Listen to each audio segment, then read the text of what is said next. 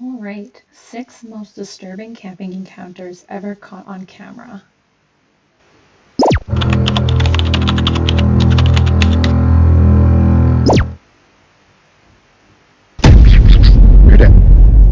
Who's that, Yid?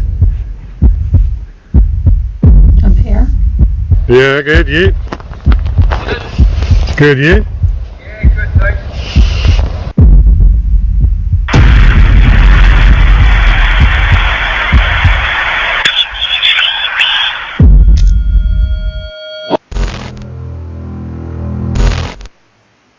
Tonight, we're uncovering 6 of the most spine-chilling encounters ever caught on camera. These stories will have you thinking twice before ever setting foot in the woods alone again. Let's jump straight into the first unsettling encounter. Won't catch me in the woods alone. The first video tonight comes from Straight Explorer, a UK-based solo paranormal camping and wilderness investigation channel focused on immersive overnight explorations of allegedly haunted forests and remote locations. It is April 24th, 2026, in Cannock Chase Forest, Staffordshire, United Kingdom. That's recent. The investigation starts with isolation already built in. Night driving, rough access roads, and limited visibility establish the environment before he even reaches the forest itself. Nothing unusual happens yet, but the approach matters, because the location is being entered gradually, with fewer signs of civilization, the deeper he moves. That there. Some more water. I swear I just heard something knocking on that tree.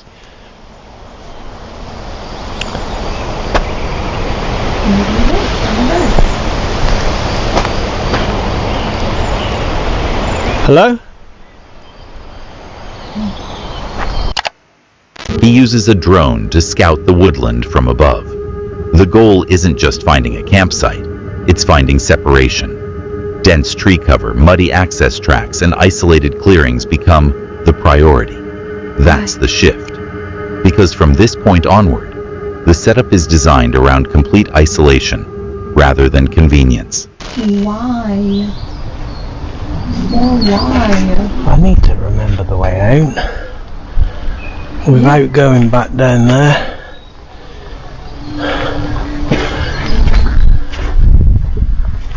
Right, I think what I'm going to do, my mouth is so dry, I'm going to find somewhere suitable for us to pitch up.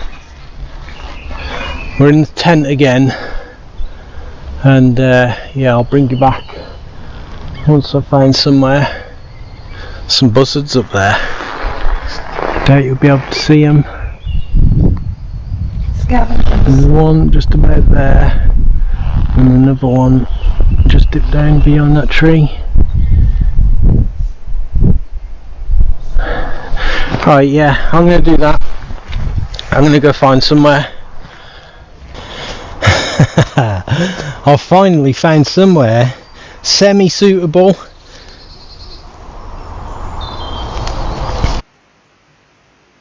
That doesn't look very secluded.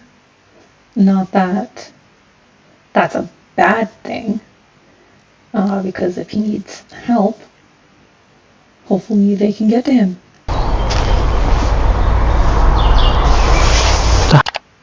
Camp is established beside a large fallen log. Once the tent is up, movement stops. That changes the dynamic completely, because now the environment isn't being traveled through, it's being stayed inside. And as darkness increases, the forest becomes quieter and harder to read.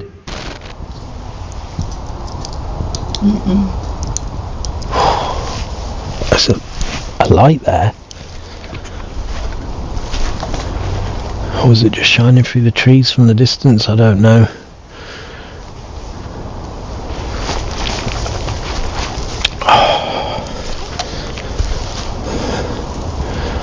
And now I feel a little bit weird all of a sudden.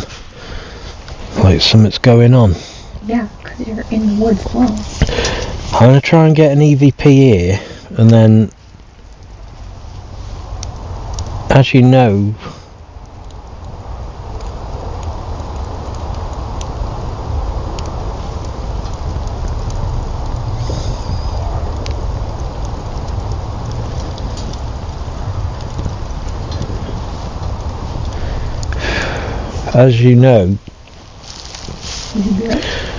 from my last few videos, we've been getting good.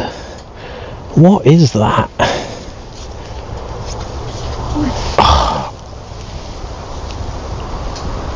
I don't know if you're going to be able to see it.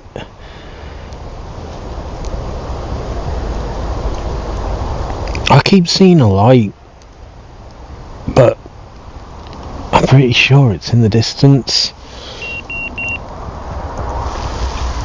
Oh, shiver. Awareness increases sharply. He reports feeling watched, with goosebumps persisting while sitting near camp. Possible movement is heard around the trees, not clear. Something that is quite commonly felt and heard in the woods, because when you're in the dense brush like that, you don't know what's in there. People, wild animals, you don't know. Enough to confirm, but consistent enough to hold attention. And I don't know, EVP, it's going to pick up a lot of nothing. Surely it's going to hear a lot of like just forest noise.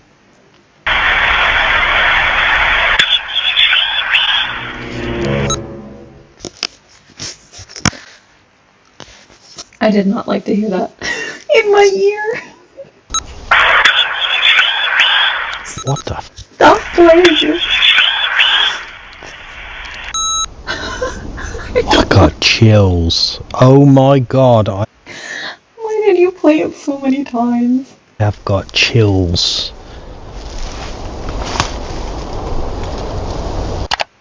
The recording device appears to capture a voice response. What sounds like, "Can you see me?" The reaction That was just too clear. I don't believe it. is immediate, not because the audio is confirmed, but because it's interpreted as direct communication rather than background noise. Oh god, I got such major goosebumps, they will not go away.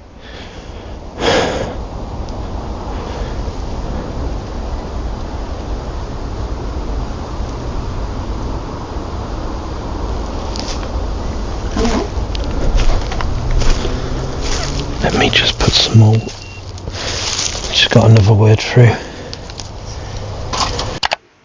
Then proximity peaks. He reports hearing a whisper directly beside him. That causes immediate panic.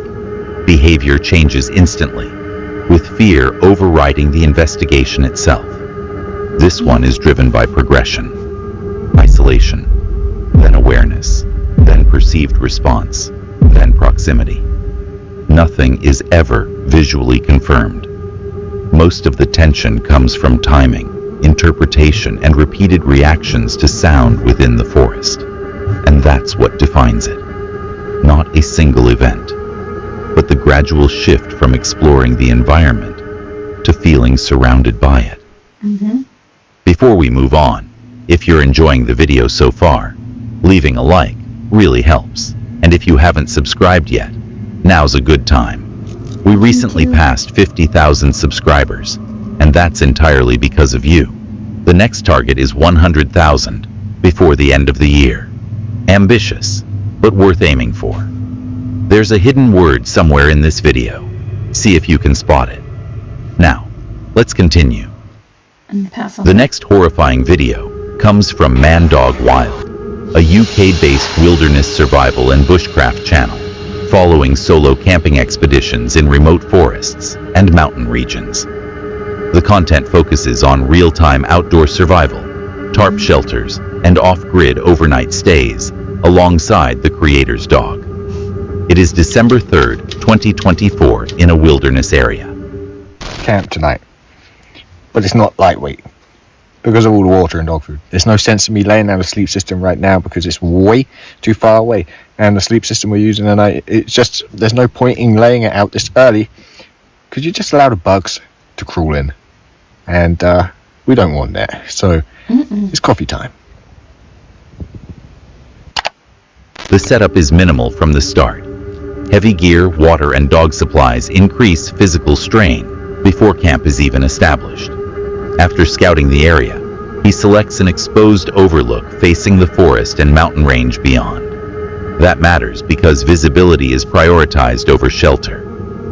The camp remains open to the surrounding terrain, with very little separation between the sleeping area and the environment around it. Okay.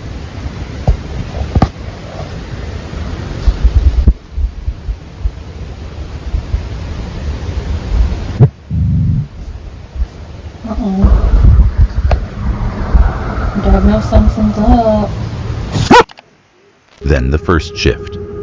A sudden sound breaks the quiet hillside. The dog reacts immediately.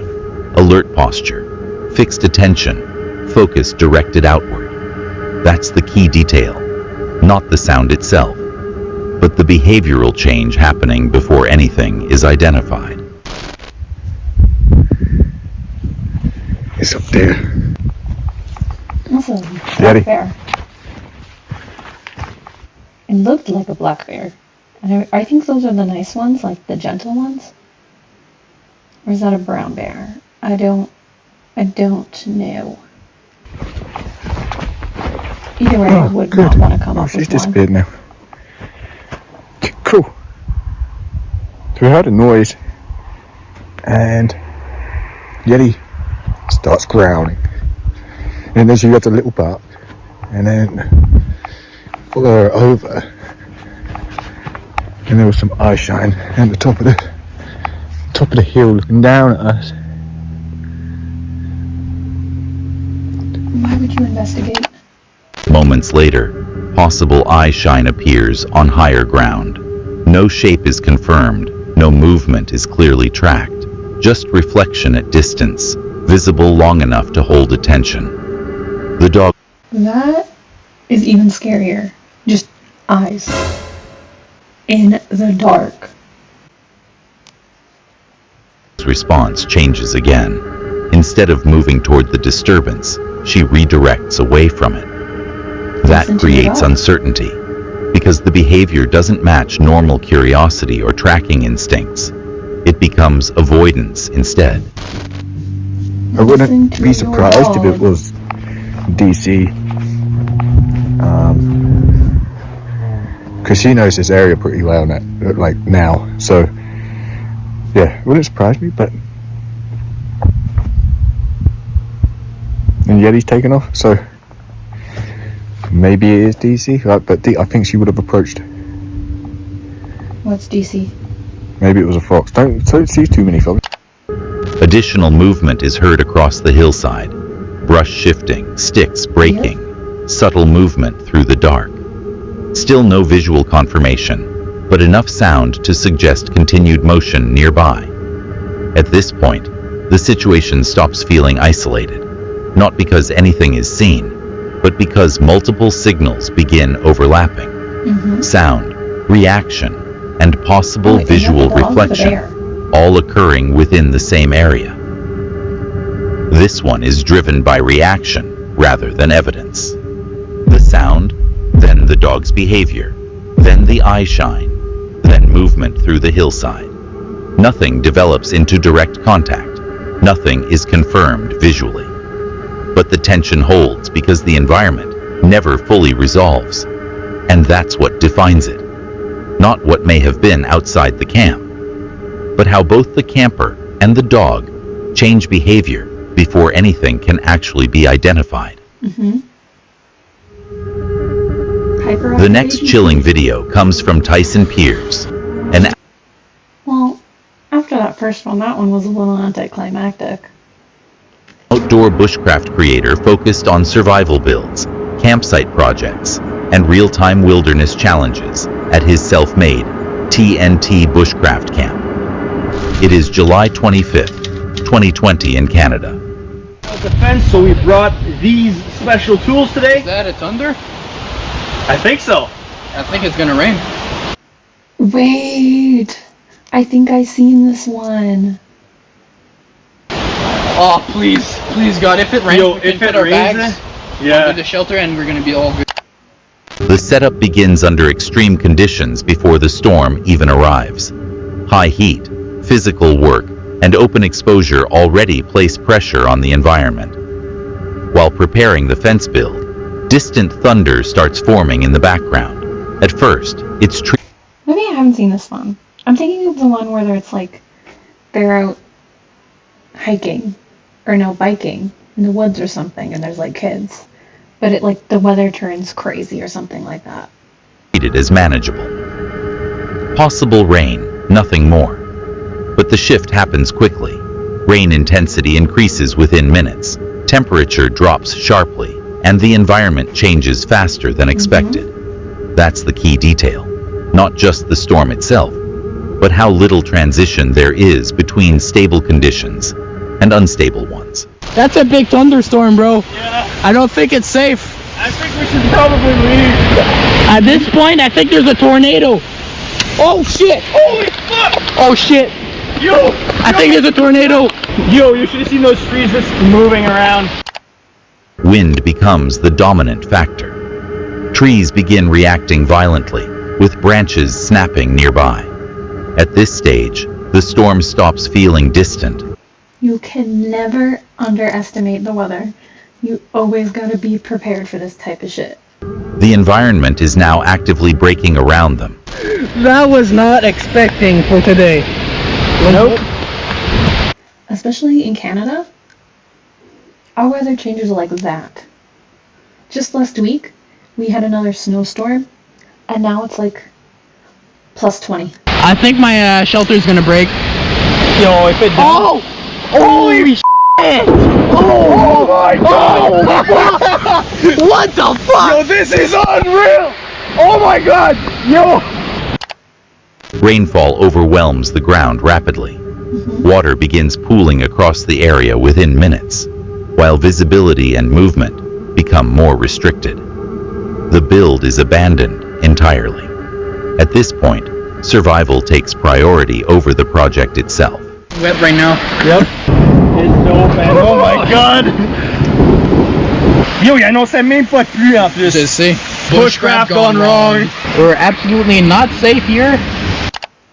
Then comes the realization. They openly acknowledge they are no longer safe staying in place. That's Here. the full shift from weather delay They are too chill for me. to active danger. This one is defined by speed, heat, then thunder, then structural strain and flooding. There's no gradual escalation. Conditions shift faster than they can properly adapt to them. And that's what makes it effective. Because the danger doesn't come from a single moment. It comes from how quickly the environment stops being predictable. The next shocking video of the night comes from Novice Wild Camper, a UK-based outdoor camping channel focused on solo wild camping, hammock setups, and realistic overnight woodland trips. The content centers around practical camping conditions, gear testing, and low-key survival challenges rather than staged encounters. It is October 29th, 2022, in a woodland campsite, Wales, United Kingdom. Hello YouTube. I'm out on another wild camp tonight. Going to be hammock camping. I'm in Wales. Yeah. Yeah, good. You? Good. You? Yeah, good, thanks. But, Friend or foe? Where is this going? Hey? The trip starts as routine, a short overnight camp fitted between other commitments, with the goal being simplicity rather than challenge. Okay. He moves through familiar woodland, returning to a previously used, hidden location. That matters because the environment is already known to him. There's no uncertainty in navigation. The expectation is a controlled, uneventful setup. But you can never be too certain.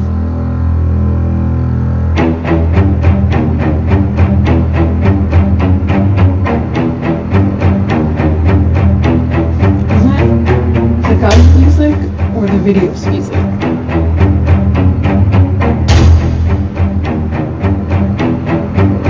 Sounds so ominous. Let me get some food on. Right, so sitting here chilling out in the hammock, and I've been joined by a couple of yobbos who've come and interrupted my trip. But very kind of them. They've I was thinking about having a fire, and I haven't got anything to really start a fire with, so I'll have to try and improvise with something in the camp. Then the first interruption. Two strangers arrive at the campsite unexpectedly. The interaction stays friendly, but it changes the dynamic immediately, because the camp is no longer isolated. What was intended as a solo overnight becomes shared space, even temporarily. Food is on finally. I'm starving. I've also put the fire on. Sounds like a electric stove. I wasn't going to, but I had a slight mishap with my filter in the CNOT bag. So, I don't know if it's the filter jammed. The conversation settles into bushcraft discussion and fire-starting methods. No tension develops from the interaction itself, and eventually the visitors leave. But the interruption breaks the original rhythm of the camp. The hammock was very comfortable. I was very, very warm. It wasn't really a cold night last night. Lots of usual odd noise. Surely it's not going to end there. They're going to come back or something, or someone's going to come. Because surely that is not it. There's crackings of bushes in the night and trees and branches snapping, but yeah, it was alright. Later in the night, the environment changes again. Cracking branches, rustling, and movement are heard deeper in the woodland. Nothing is investigated. Nothing is confirmed. But after the earlier setbacks, the sounds carry more weight than they otherwise would. This one is defined by disruption rather than escalation, a controlled setup, then interruption. I mean, yeah, I get it. Humans are the scariest things in the woods, yada yada yada. I feel like this could have been excluded. Then equipment That's failure. just me. Then uncertainty, returning through the environment at night. Nothing develops into direct danger, Good. but the conditions gradually become harder to manage. And that's what defines it. Not a single major event, but multiple small breaks in control stacking across the night. Not really that disturbing now, is it though? The next video comes from Exploring with Bear, a US-based solo wilderness camping channel focused on deep woods overnight survival in remote locations. The content blends real-time camping with cryptid You think that's his real name? folklore themes, using raw handheld filming and night audio reactions during isolated forest stays. It is April 6th, 2026 in the Smoky Mountains, United States. That was a knock. That sounded... I will be doing a little thing on the Smoky Mountains coming up here. Or I've already done it by this time, actually. like a knock. That was another knock. Shh. No frickin' way, man. The interaction starts early. He calls outward into the forest and receives knocking sounds back almost immediately. That's the first shift, because the response appears directional rather than random, coming from different areas within the trees. It's bigger than I thought it was. That was decently big. That just stepped and broke a twig. It's somewhere down in that thicket of mess.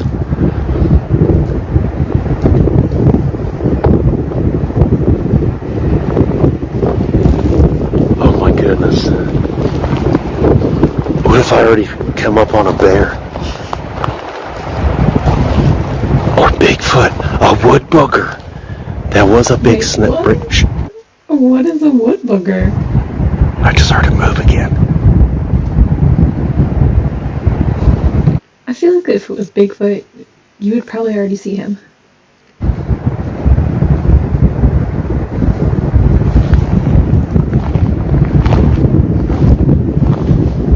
What?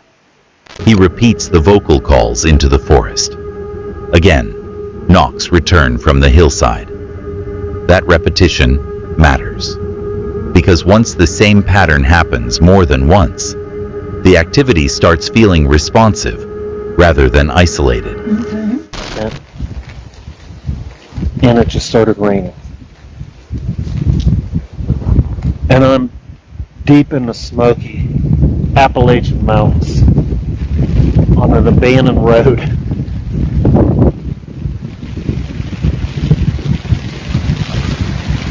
Oh boy. Let me get my bag in the tent. Damn, man. Is that a bat?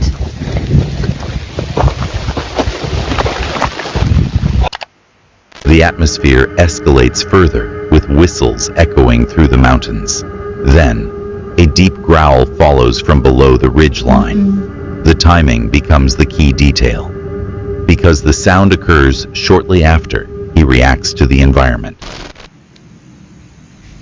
No frickin' way. Oh, there it was. Wait. It said it again. Oh.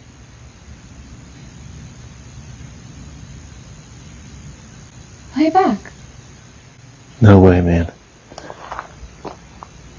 Rewind. No frickin' way. Did you hear that? These I didn't mountains hear are it. ridiculous. That said help.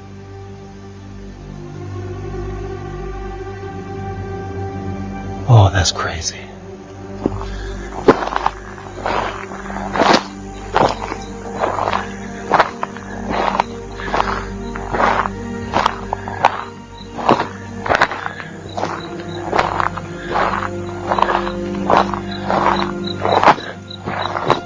I would not be going toward it.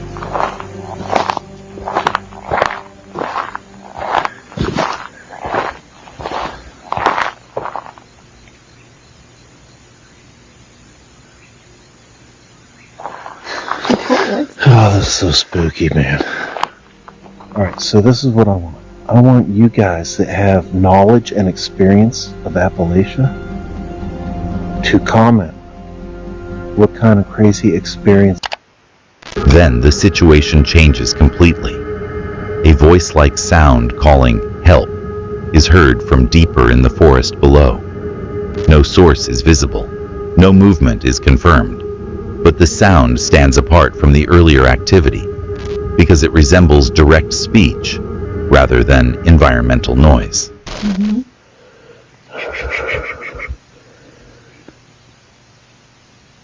It's scratching.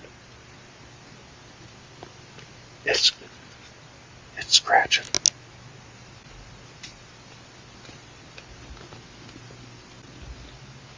It's scratching the ground. Oh no, no frickin' way, man. That was a growl.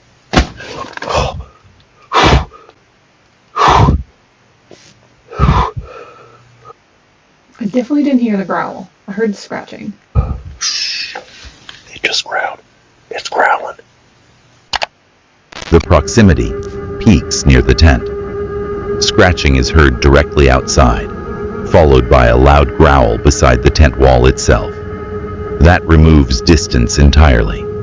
Whatever is making the noise is now positioned immediately outside the shelter. Then physical contact occurs.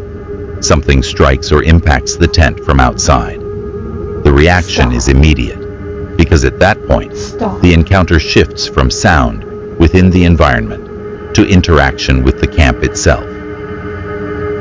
This one is driven by progression in proximity. Distant Are you not going to knocks, show it? then movement, then vocal sounds, then direct contact near the tent. Nothing is visually confirmed throughout the night. Every escalation comes through sound, timing, and perceived positioning within the forest. And that's what makes it effective. because the situation never resolves into identification, only increasing closeness. I don't buy it. I don't know. No offense to this guy, but he just gives insincere. By morning, the environment returns to silence completely, leaving the entire encounter dependent on what was heard rather than what was seen. The last video of the night comes from Fell Wanderer, a UK-based bushcraft and wild camping channel focused on remote forest camping, shelter building, and practical overnight survival in isolated woodland locations. It is November 15th, 2023, in Harwood Forest, United Kingdom. Hi guys, back out again, me and Christopher, and we're doing a little bit of exploring, finding a different way into the camp. But to be honest with you, every way in is just difficult. And we've come back to do an overnighter. It's our favourite spot. We'll never know if it's still here. Everything is as we left it. Although Christopher will notice if anything's been moved, because the trip begins with familiarity rather than uncertainty. They return to an already established woodland camp, treating the location more like a maintained base than a temporary stop. That matters because the environment is expected to be predictable. The only unusual detail mentioned early is the possibility that items may have been disturbed during previous visits. Nothing major, just... Wait, so did they build it? small signs that the campsite may not have remained untouched while they were away. what I'm going to do is I'm going to dig out the fire pit, make it a bit more square, get down to the rocks if I can, get rid of all the roots, and just get it to the right size, because I've brought a couple of, well, 4 grills. The ones I've been using have been absolutely rubbish. They've just been from disposable barbecues and they've basically been no good. In the past we've just had food rolling off and going at the fire. Just no good. So No good at all. that's my task for the day, or one of my tasks. Even though we're not having a barbecue, it's just one of those jobs that needs doing, and I'm just pottering and I'm enjoying the process. You know, there's no kind of like pressure to get things done. Respect it.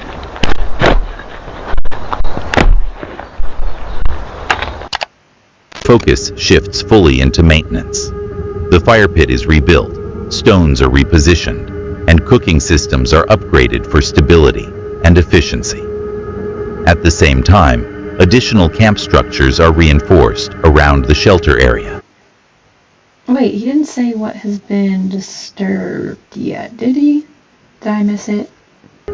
Everything remains controlled and practical at this stage. The environment is background rather than threat. Yeah, I think it might be a lot bigger, unless it's a baby Bigfoot.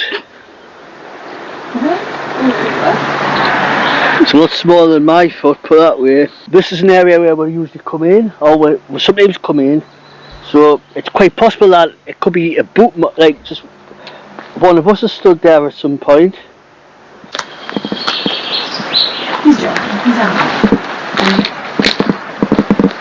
This is a very dangerous part of the forest. There's literally... Then the environment changes directly. Rain What? moves in quickly, followed by a thunderstorm across the forest. The focus shifts away from bushcraft improvements and toward weather management instead. Shelter adjustments, equipment movement, and water control become the priority. That's the key transition. This one is defined more by atmosphere than escalation. Camp maintenance, minor uncertainty. Then environmental pressure through the storm. Nothing develops into a confirmed encounter. Even the footprint is never treated as evidence, only as a brief break in certainty, before being... I'm not gonna lie. This has been very disappointing. Because, I mean, yeah, it's real. But I wouldn't say these videos are disturbing. things are caught on camera. Rationalized again. And that's what keeps it grounded. Because instead of building towards something unexplained, the video stays focused on how quickly natural conditions can change the feel of an otherwise familiar environment. Thanks for watching. If you enjoyed these 6... Okay. I mean, I don't want to sound like a hater. Maybe I'm just used to like those spooky ones. Maybe it's too early. I should have recorded this much later. But anyway, that's it. Subscribe. Thank you.